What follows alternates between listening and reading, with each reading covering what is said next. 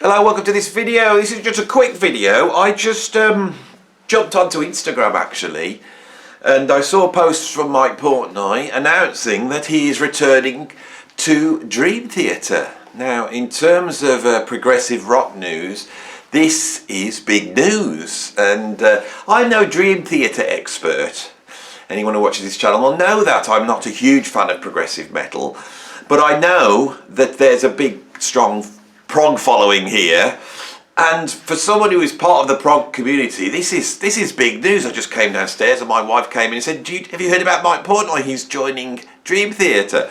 Right, so let's just have a recap, and I'm going to give you some inside information, I think, if I can, or say I will talk to it from my personal experience. I've got a few stories to tell that might be interesting. So in 2009, there seemed to be some frustration between Mike and the rest of Dream Theater. Of course, Mike was a founding member of Dream Theater, along with Myung on bass and Petrucci on guitar and Portnoy. That was the original lineup. I think perhaps Mike wanted to take the band in a more heavier direction. He also, I think, wanted to get out and play, and I think the band wanted to take a break. This happens as they get to a certain point in a band. And so he wanted to do other things, and he ended up joining Avenged Sevenfold, right? After their drummer, the Rev, died. I have reviewed Avenged Sevenfold on this channel. Their latest album is, I think, my album of the year. It's an incredible album. So you see now that Avenged Sevenfold had a much closer allegiance to prog than you would have thought back in 2009. So you could see that was a good pairing, and I think Mike took his chance and he went. Now the thing is, no one talks about, is his time actually with Avenged Sevenfold was very short. And I think it was down to the fact, and I don't know this, but I would say that Mike occupies a very special place in drumming and prog, right? Mike is an incredible drummer, but it also has this huge personality, this huge charisma. And for Mike to operate in a band, if Mike's in that band, he is going to lead from behind, you know. It's like, you know, I'm pretty sure when Mike plays in Dream Theater that he has got as much lights on in him as James LaBrie, the lead singer, has. You know, he is such a strong personality, and I felt that Avenged Sevenfold being a band, and I know the Rev was a personality, but I think Mike coming into the band, that didn't quite work. So suddenly Mike's no longer in Avenged Sevenfold. Now, in terms of career, you know, Dream Theater are a huge band, but Avenged Sevenfold are a really big, one of the great, you know, metal bands of the last 20 years. So I always felt that plan went a little bit wrong for Mike. Okay, that's what I felt. I've got no reason to, or proof to make that assertion, except that in around about that time, around about 2000, when would it be, 2008? 2008, 2009, exactly around that time, Mike was interviewed by Modern Drummer, I think, and he said, and it was an incredible thing for me, he said that he really liked my drumming on the Frost track, Pocket Sun, and it turned out that Jordan Rudess and Mike Portnoy were big Frost fans, and a connection was made, and Frost ended up opening up for Dream Theater on a couple of dates on their UK tour. We were actually offered, I think, the whole tour, but the other guys couldn't do it, and so that never happened. So in 2009, I found myself out on tour with Dream Theater. Now, up until that point, I never really listened to Dream Theater at all, so it was a really strange thing to turn up to a gig, you know, bring your gear in and be met by the guys, and Jordan and Mike especially was so kind, and they gave us so many compliments about the album, and I was a bit lost because I didn't know that much about Dream Theater. But spending that week with Mike, I think me not liking prog metal, I was a little bit like, let's see what they're about then. And I can remember them coming to sound check on the first gig. We got up and sound checked, and of course, you know, when you're in that sort of a level band like Frost at that time, we probably had about 2 rehearsals before we stepped onto that stage. Dream Theater are like this huge, well-oiled virtuoso machine. So they step on stage and they start to play, and my jaw hit the floor. The virtuosity was incredible. The intensity of the playing, and it just seemed so effortless. Mike was sat by this drum kit that, which, if you imagine you got 2 huge drum kits and stuck them together, and I sat behind this kit. It was incredible, and his personality was, I never seen anything like it. He's a very special person, Mike is, in terms of his charisma.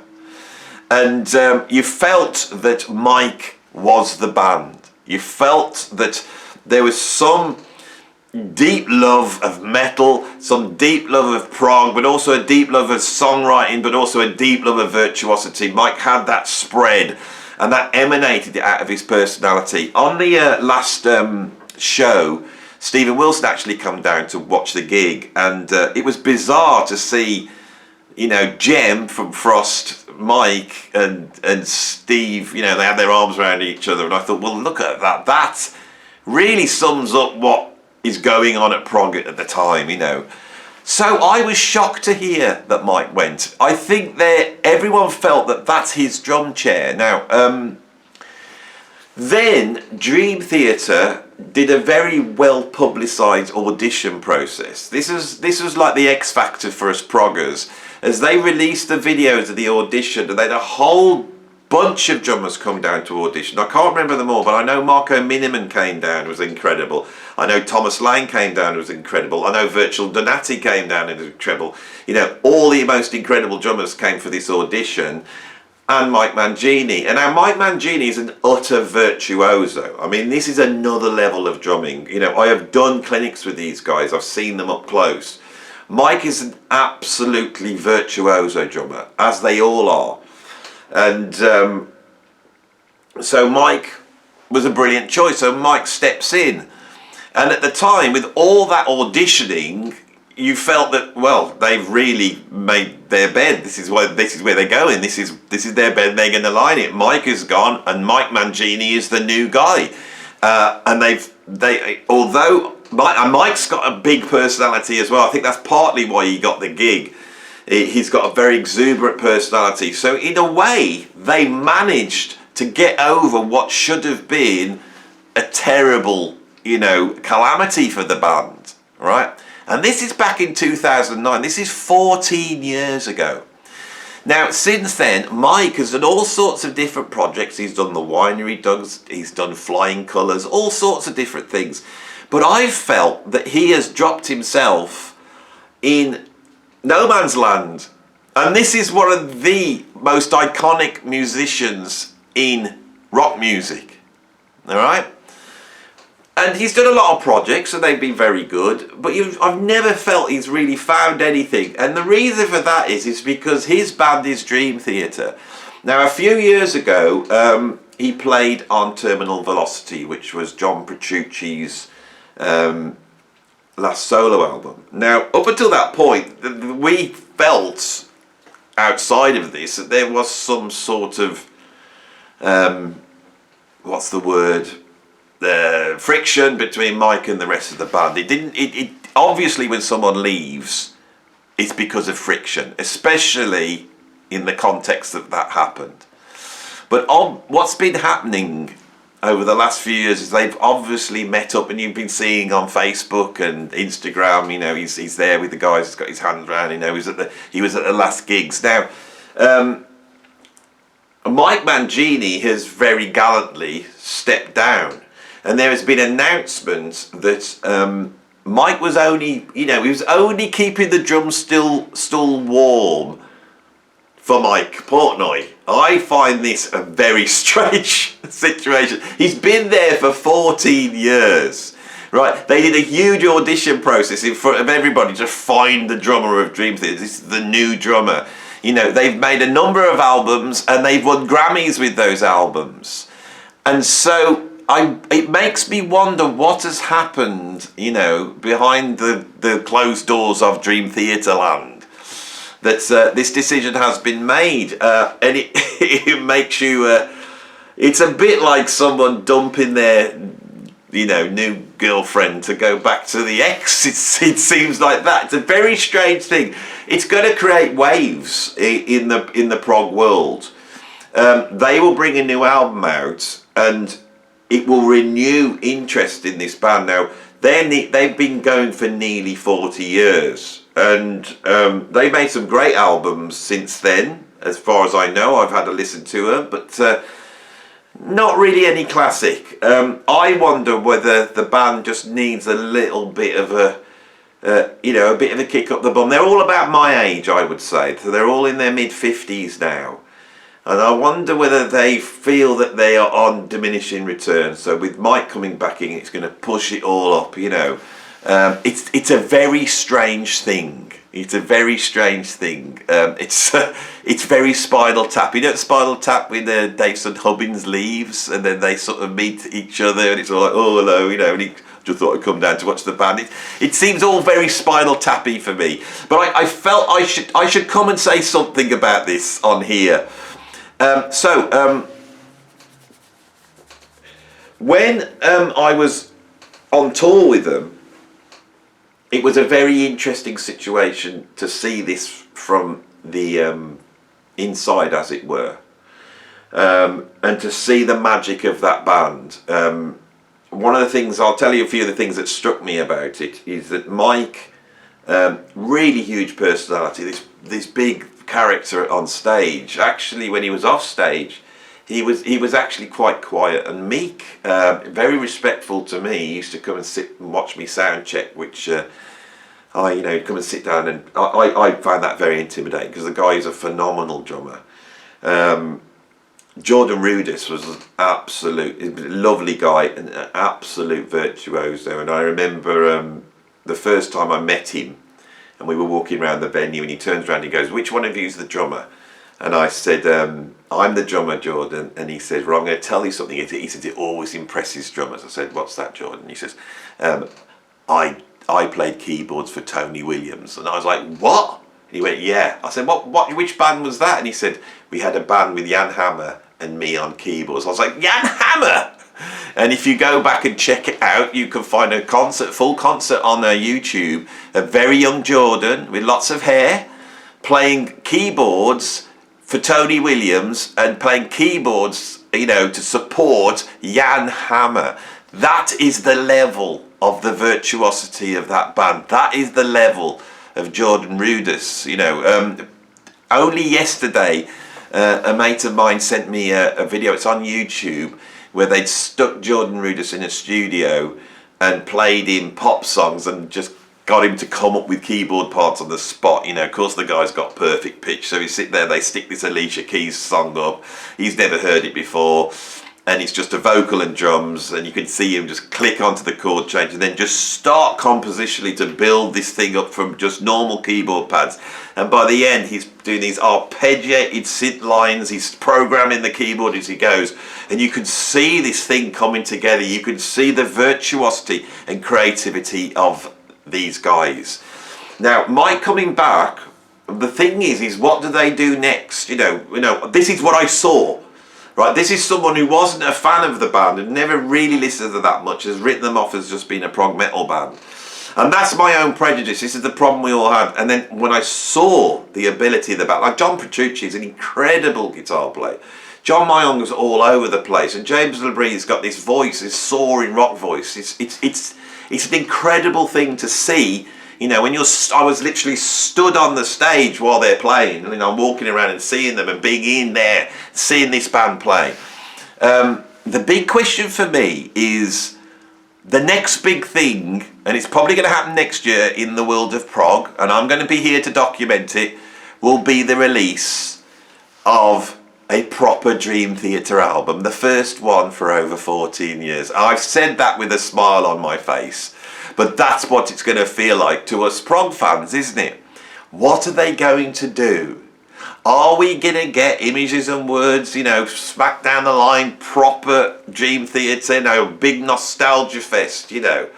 And the thing that strikes me, and this is what motivated me to come and switch the camera on and do this video, is look what Extreme did this year.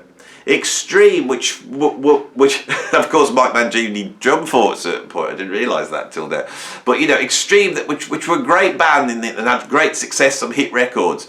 But they've actually been able to come back, and they've been able to hit the ground in a way which is they're bigger than they ever have been. All right, and they've done that. I don't think Extreme actually have done what they used to do. Back in the old days, they were a quirky sort of glammy band with funky overtones. They had a brass section. They had, you know, these incredible guitar solos. You know, there was they sort of carried on the mantle of Van Halen, but they had all these added extras there. With this new album, they don't do that. It's straight down line rock music.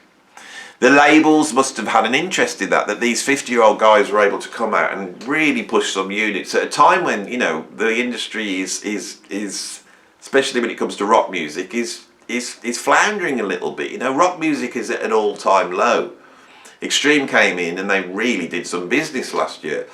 So I also wonder whether that's motivated a decision to bring Mike in, and what are we going to see? Because if they are planning to do something completely new, that's very interesting. That's going to be very interesting.